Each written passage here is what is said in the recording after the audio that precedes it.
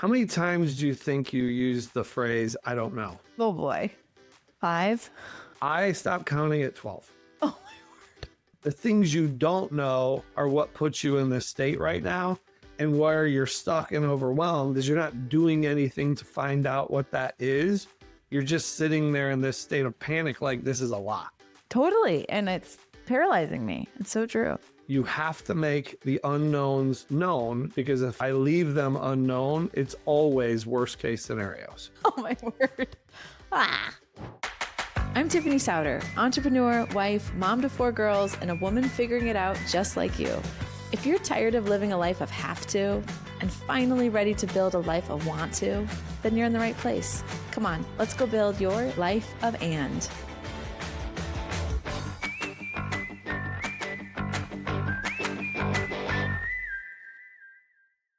Hey friends, welcome back to the Life of And. I am your host, Tiffany Souter. And if you are like me, summer has been equal parts wonderful and a wild ride. Routines feel like a distant memory. Work momentum is slowing from all the distractions that summer brings.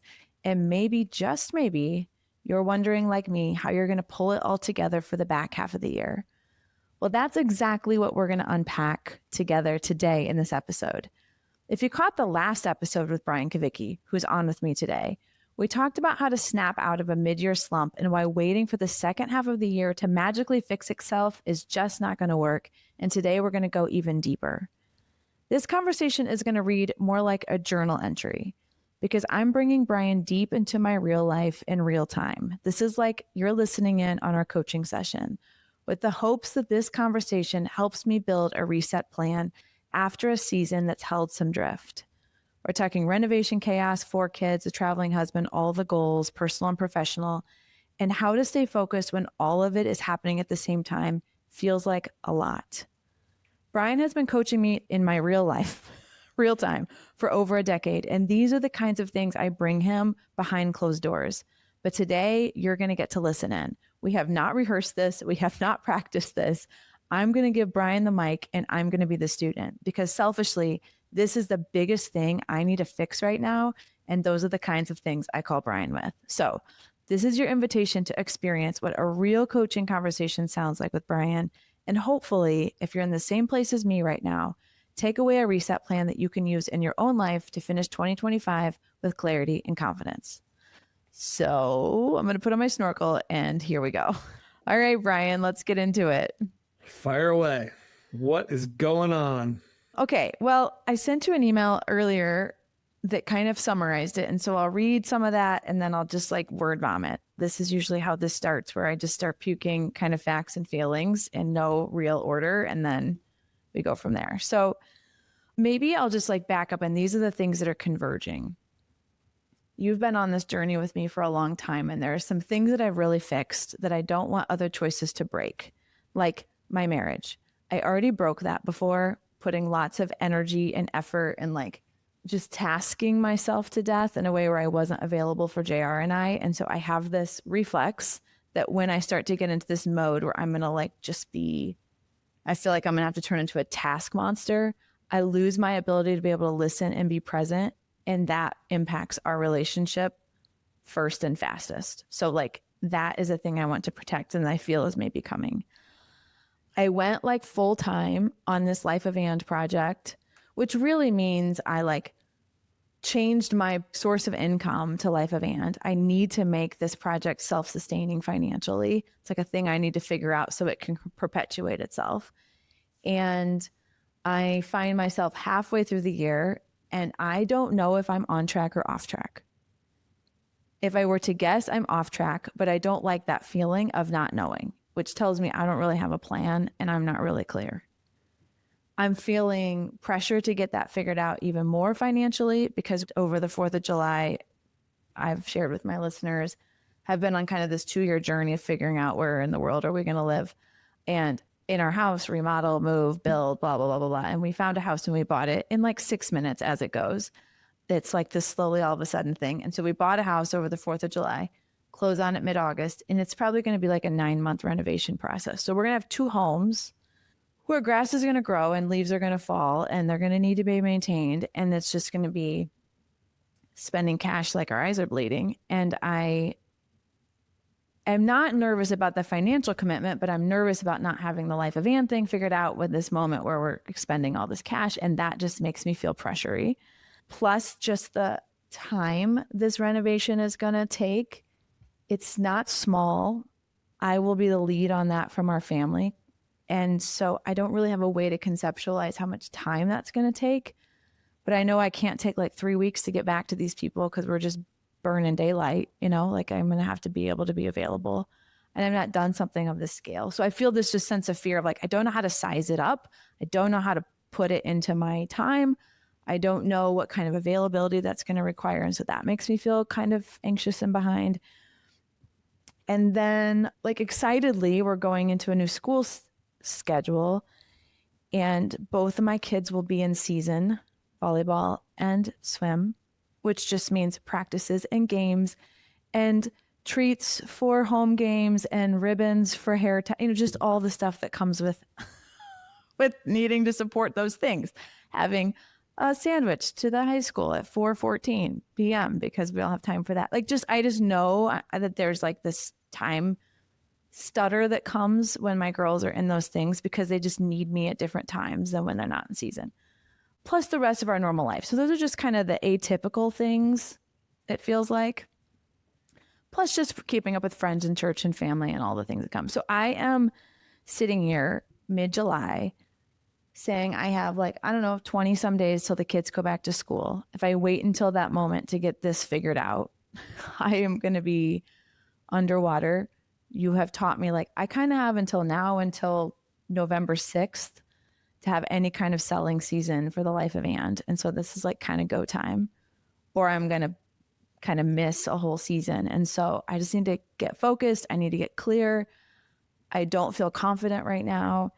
And I wrote down the biggest thing is I think I want clarity. I want some emotional peace, but also I want the confidence that each day I'm doing enough towards my goals to either prove or disprove whether the things I want are going to work.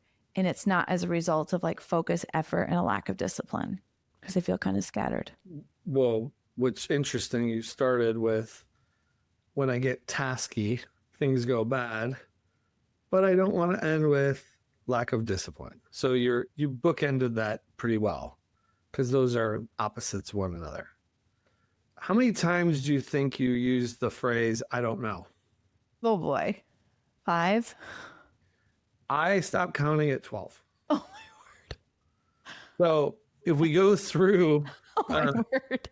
if we work through things like, well, I don't really know if I'm on track or off track with life of Ann. Yeah. I don't like spending all this cash and not knowing blah, blah, blah.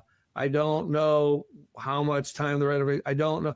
You have this list of all these things you don't know. Totally. And it's paralyzing me. It's so true. But confidence is not related to that, but clarity is. So what if you made a list of the things you didn't know? Let's do something super basic. You said, well, there's snacks and bows and blah. There's also a calendar that goes with that for when you're going to have to be the snack mom, right? Correct. So yeah. How do I find out when my day is on the calendar, or when will the calendar come out so that I can check the box that I know so I can plan around it? Okay. Or if it's JR is going to travel, when is he going to travel? What is he going to do? And how do we spend the time, or how do I be ready for those times that he needs to have me around and listen and do that so that I can plan for it? There's things you know and there's things you don't know. Mm-hmm. The things you don't know are what puts you in this state right now. And where you're stuck and overwhelmed is you're not doing anything to find out what that is. You're just sitting there in this state of panic, this is a lot. Does that make sense? Yeah, it is. So let's double click into that one, because the life of Ann financial model and figuring out how to turn this into something that self-sustains so that it makes sense financially to keep going with it. And so that I'm not rebuilding a service business where every dollar of revenue comes from a minute of my time. How do I build a model that starts to fit in the way I want to help people? And so anyways, we don't need to go into all that. But one of the things that I realized was my brain wouldn't stop thinking, it wouldn't stop diverging, coming up with more product ideas, more markets, more industries, more. It's just like, I was like, okay, why do I have no confidence about where to start? Because that's actually not a super Tiffany trait. Is that fair? Yep. I'm like ready to start usually. I'm like, why is that? So then I was like, I think it's because I don't have any conviction about where to start.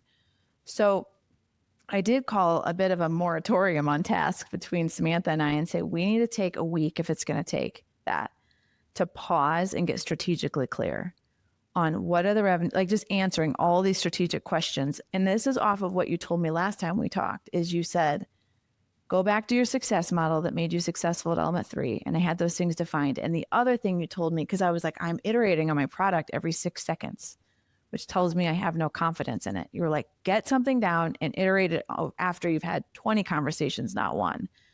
And I was like, well, I don't even really have a static deck, which is a problem. Yep. I'm just like spitballing with some, a piece of paper and a marker, which is not enough for me or for them.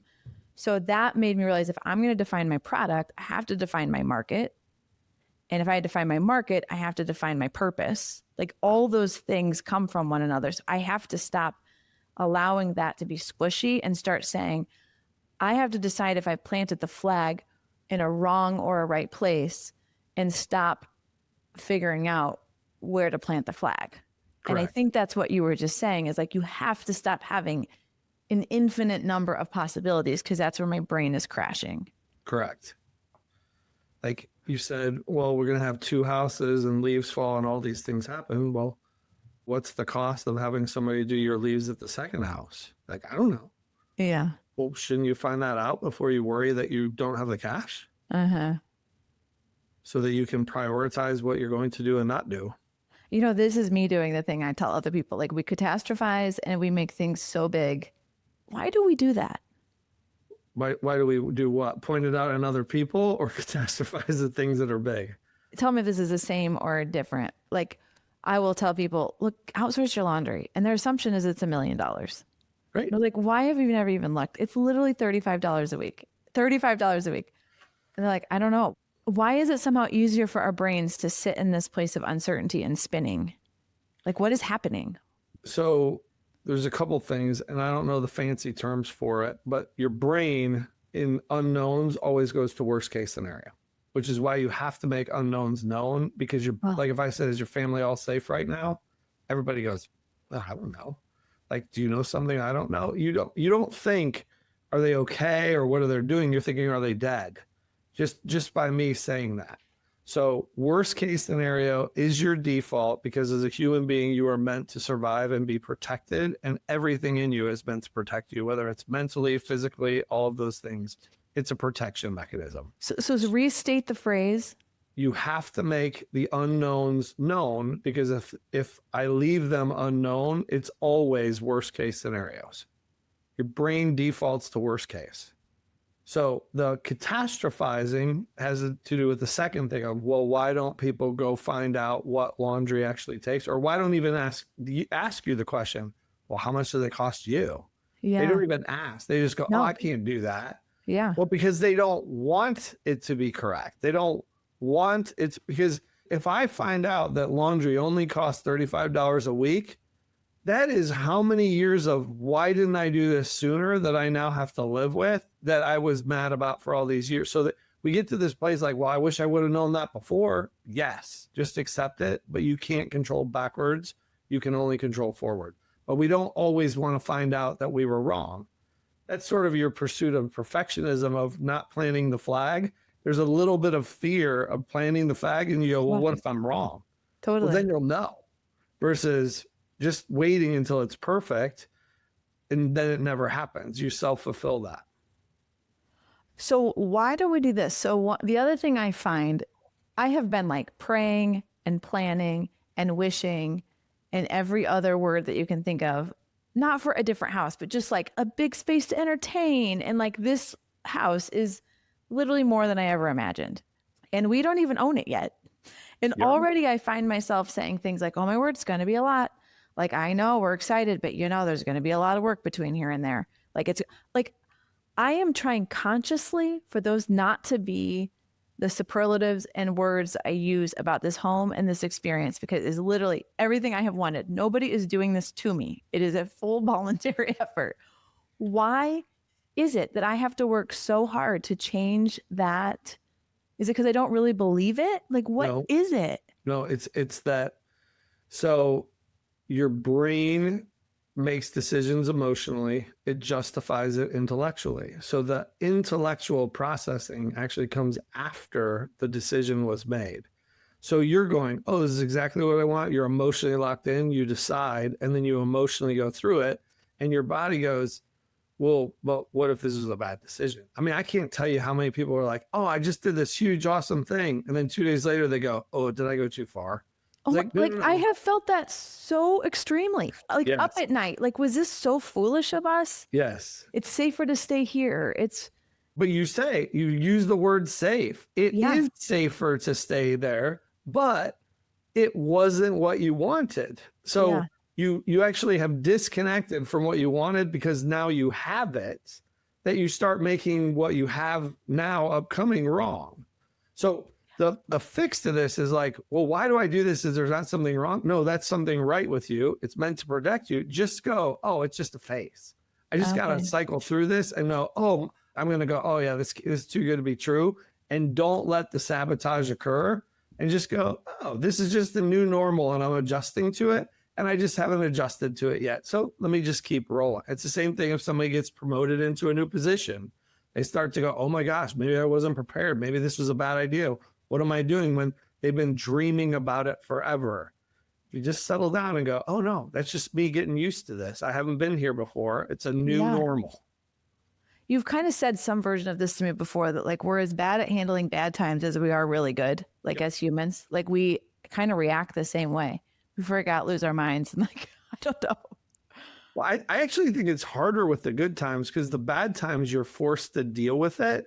Yeah. The good times you're kind of going, wait a second, this doesn't feel right. Why was I so excited yesterday? Yeah. And now I'm wondering if I made the right decision. I have so much remorse over this. Yeah, it's really weird. And you do sort of romanticize. I'm like, oh, this house isn't so bad. And I'm like, literally 4 days ago, I could have told you why nobody should ever live here. Right. It's wonderful. But, you know, it's like, yeah, like in one moment, your perspective changes so much. Okay, that's helpful. What else do you see in there? This also looks like a list of not having priorities. So the way that you get to the ands is that you have priorities that you say, this is what's important and this is what's most important. So if you prioritized your list, I'm not sure being the greatest snack mom would be number one on the list, yet you're giving it the same weight as everything else. And don't. It doesn't deserve the same weight. You have the right to say, I got a lot going on here. I'm not the snack person this round. Or Twinkies are just going to have to cut it this time. Yeah, like you just make it simpler. Yes. Some things I just got to say, I checked the box. I did what I was supposed to do and move on. I don't have to deliver to my excellence in this area, because my excellence is needed for the season that I'm in, where I'm not going to have this season for a while. Okay, that's helpful. I'm writing down prioritize, which is a golden word in my life of and world too. Let me ask you this. So this house remodel project, how do you go about, I think the analogy is like trying to figure out how big the elephant is when you can only see one side of it. Like I've never been through a process like this. I don't really know what to expect. There's a lot with just the remodel and picking all those things out. There's then like furnishing this house that is, we've been married 20 years. We've been in this house for 10. There's just a lot of things that won't go with us. They're kind of at the end of their useful life. So lots of, you have a purge. Yeah, it's a good time. Yeah. Lots of furniture and furnishings and towels and linens and, 6 more toilet paper holders kind of things to figure out an inventory, lots of stuff to pick out. And then there's like just facilitating the actual move, which that feels just like a 4-day project. That actually feels, shaking his head. He's like, you are so far away from. Well, think of what you moved 10 years ago to what you have to move now. It's a different level. It's a beast. I know. But what you're describing though is how do I size it so that when you say go make your priorities, this is what I'm afraid of, that I am going to be just so far off in my estimation of what it's going to need from me that I get back on my heels and I'm like, dang, I wish I would have just picked to fail at this thing over here 8 weeks ago versus sort of fighting the demon for so long. So I got a question for you. Okay. So you have deprioritized your laundry. Yes. And you said, I'm not doing it. Mm-hmm. Why are you electing to take responsibility for some of these things when you are good at deprioritizing what you're going to do? In other When words, you say some of these things, what's on your list? This renovation project. It feels like you're viewing yourself as a project manager for this renovation project. Yet you're incompetent because you've never done it before. So why are you taking responsibility for it? I have to do it when you won't even do your laundry. So I think because I don't know who to ask. That's a good question. Okay, so that's an unknown to write down is who do I ask? Because for some of these things, you need a different who than you're used to. You need a who that knows how to navigate a whole process. Like I went through the purge because I went 20 years in a house and that required that a person came into our home and facilitated the purge by saying, do you love this? Do you love not? Like, is this going to donate? Like over and over again, because that's what they're good at. So when they see our hesitation, they go, oh, it's going bye-bye. And it's purged and it's gone and it's removed. And okay, cool. Because we don't know how to do that. And it seems stupid, simple, but if you've never done it before, you don't know how to do it. Right. Let me give you another example. Yeah. Your new kitchen, what drawer is the silverware going in? Yeah, I don't know. Yeah, but which means you need a person to do that for you because you're not thinking about any of those things. Those things are so far off where they're going, oh, I know how to systematize a kitchen so that you know where every pot, because you have years and years of we just figured it out, but you want to take that and the day you move in, go, oh, it's all put in the right spot. It's all done. We can start living here, blah, blah, blah.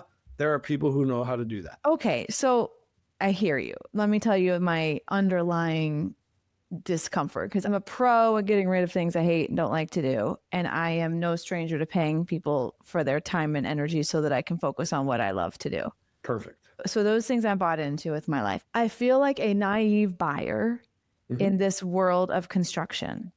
And I am nervous that I've got one shot to do this. I'm nervous I'm going to accidentally spend 35% of my budget on 33 people, just like what you're talking about, who are more than happy to sell me their services.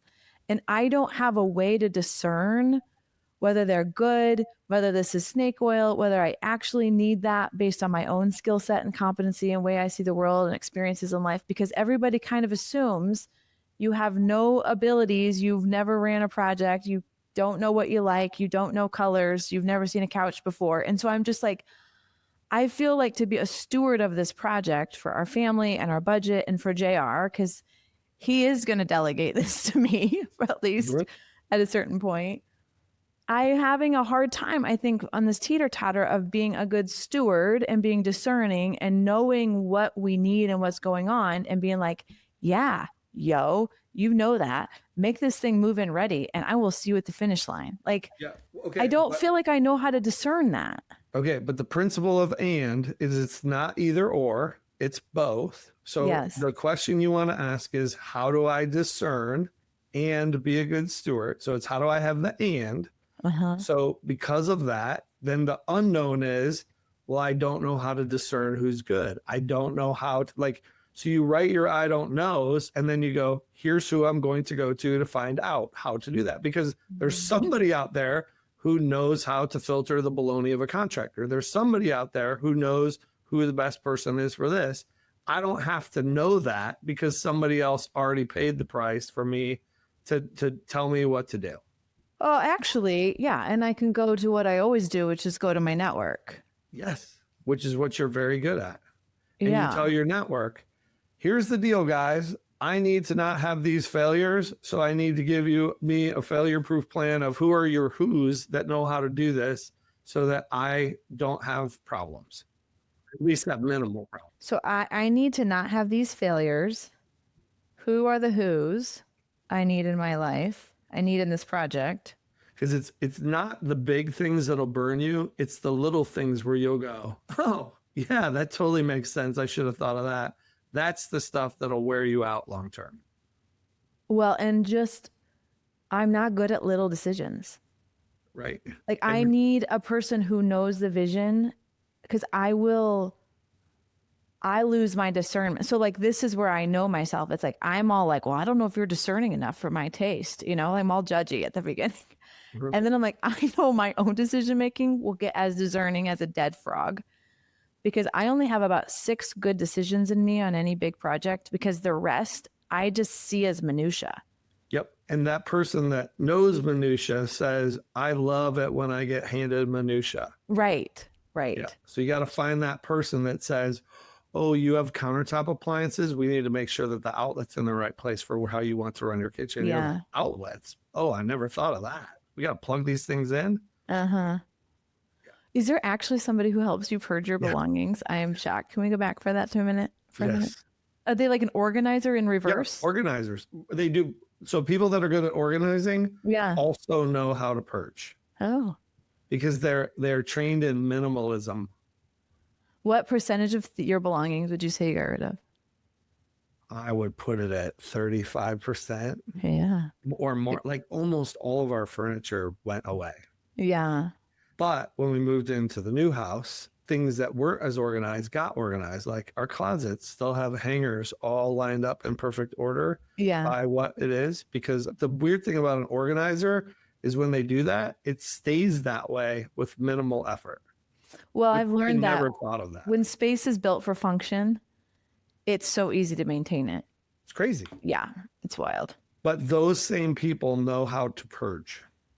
Because they know how to think in terms of future to know that current past doesn't apply.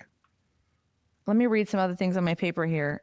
And then I kind of want to try to summarize this into like, okay, Tiffany, here's your 1, 2, 3, 4, 5 steps or 3 steps. Like this is what I need to go do to move from my list of, I don't know. Is that what I said 1,000 times? You need to make your unknowns knowns. So step 1 is to list all the things you don't know that are giving you non-clarity. Because you said, I need clarity. Perfect. Where is the fog? Write down where all the fog is.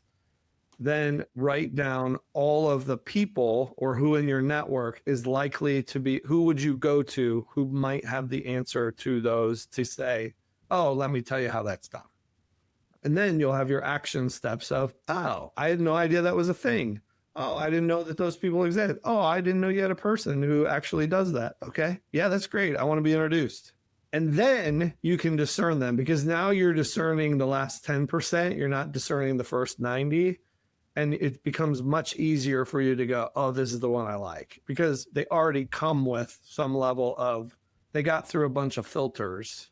I just have to make sure they fit how I like and do they get me and are they fun to be around and all that stuff.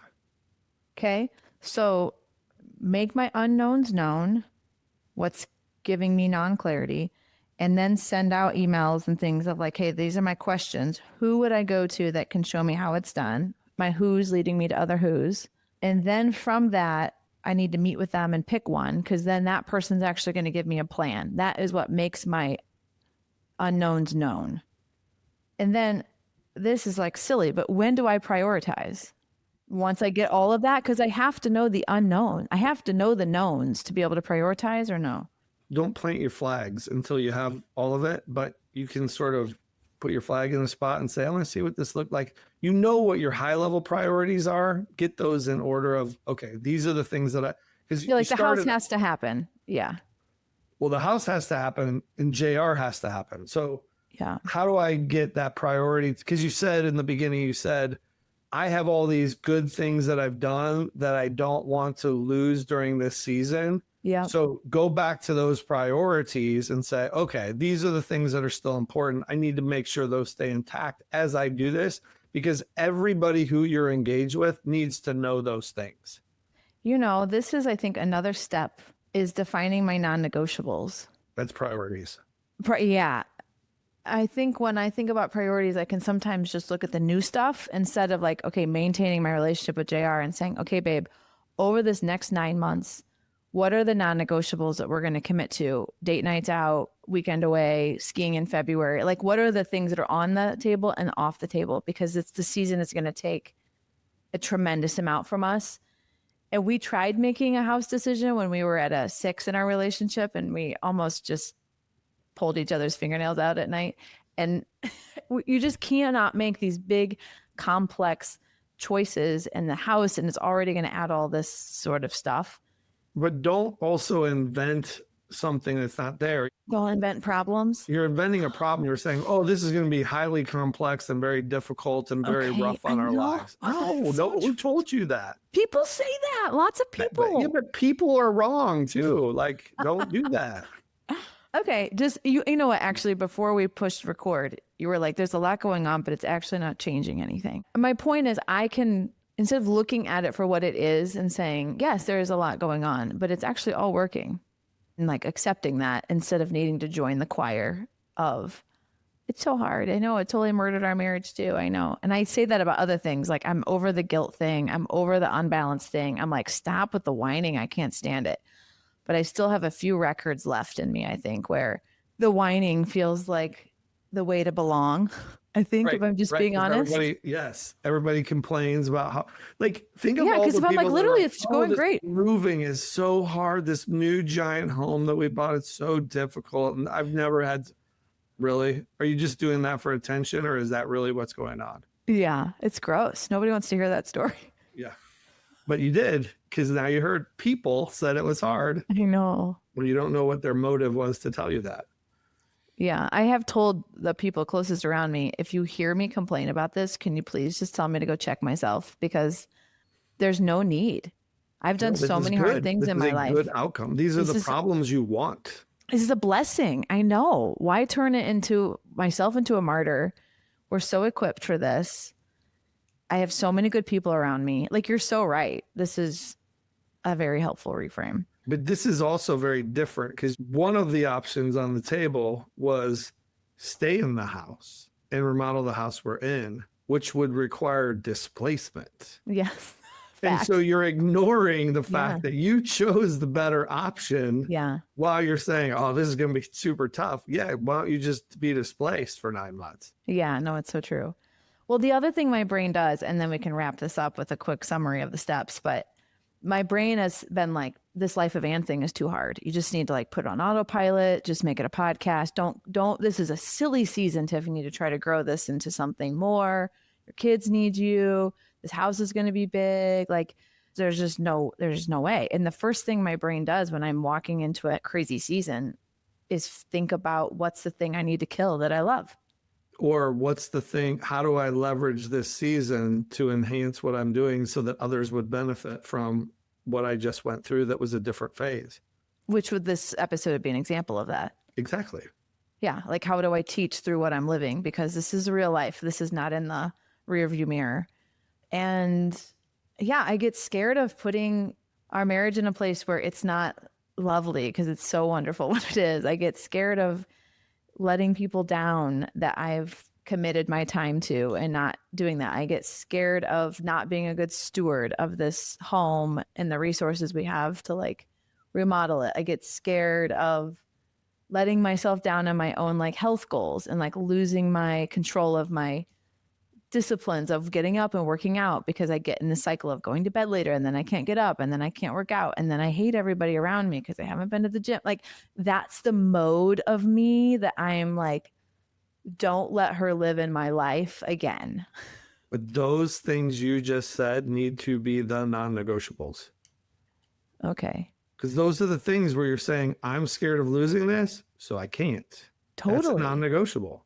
It's like my version of alcohol. It's like, I feel like one slip up and I'm back to her. Like, this whole life of and these disciplines and these priorities and these minimums is like a safety. It is like a life preserver around me, because I am not naturally good at that. I'm like, sure thing. I diverge. New idea. Let's go do this. Let's go try it. Sounds like a fun adventure. Let's bring one more. Like, and it's like chaos ensues around me when I don't harness that magical part of me into like a seasonal episode instead of it running like a Tasmanian devil in my life. Yes. Make the non-negotiables. Okay. Make the non-negotiables. Okay. So, summary. Define my non-negotiables. Step 1. Step 2, make my unknowns known so that I can see them and I know what I'm like, what investigation I'm on. Find the who's that can connect me to a who to help me with those unknowns so that I know what to do. Discern and like pick one, get a partner and get a plan. And then once I do that, then I just work my plan. Simple. Can we go one more place? Is the tool of a cookbook a helpful resource for me in this season? Yes or no? We can then tell listeners what it is maybe. And then it is. So a cookbook is a list of the behaviors that you're going to take, the actions that you're going to take that are technically your non-negotiables. So the things that have to happen on a daily, weekly, monthly basis to ensure. So when you were saying JR nights out, that's a cookbook thing. We have to have X amount a month, or I have to do this much hours with kids. Like that's a cookbook. It's how am I controlling my behaviors? How am I controlling my workouts? How am I doing that? So you're making your list of this is what has to happen.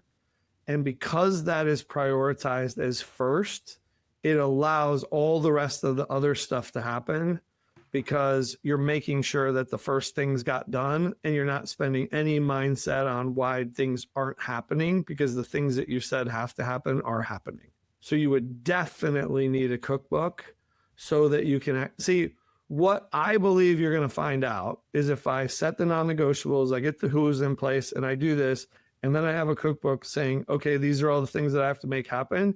You'll actually find that you have even more time to do some other things that you wanted to do that you didn't think you'd even have the ability to do just because you organize yourself that way. I agree with you. I think the disorganization, I'm seeing so much inefficiency in my thought. And even like, where am I working from today? And where do I go? And I sit down at my desk and I'm like, I let my first email be my priority. Like, what in the world am I doing?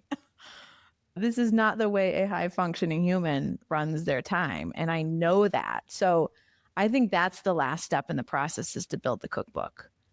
So I'm actually going to know all the pieces. Yes. Once I know all the pieces is to build that, because then I have confidence in my analogy earlier. My life preserver is on. The key things that I am doing, they're getting my time, whether I feel like it or not, because I can be a little motivated by what I feel like doing. And so then I'm like, okay, I know I did the day, whether I wanted to do it or didn't want to do it. She did the thing, which gives me confidence. And yeah, it just makes me focused and things are tidy. And then I can just do it. And I love it when life feels like that. But it is muddy getting there. Yes. Very muddy getting there. Anything else to add or I'll wrap us up? Nope. Okay, guys, this is like the real deal. I came in super muddy. One of the things I wrote down is like, I'm kind of embarrassed that I might look dumb talking about how I don't know what I'm doing when my job is to help other people know what to do. But this is the most authentic version of this. There are parts of your toolbox that start to feel like habits you can depend on.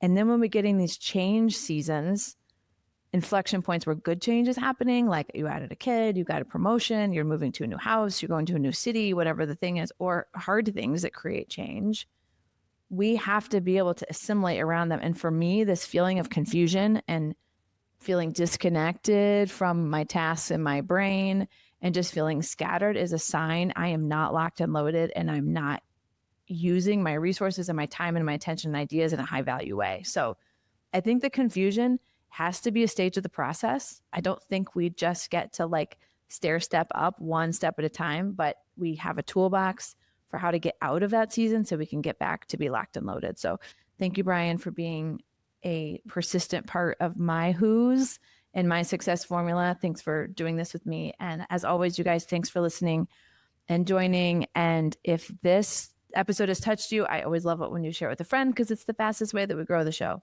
Thanks so much. Thanks for listening to The Life of And. This is your weekly reminder to keep making bold choices, saying clear yeses, and holding space for what matters most. As always, if you like this episode, I'd love for you to drop a review and share it with your friend. It's the fastest way that we can grow the show. Thanks for joining us. I'll see you next time.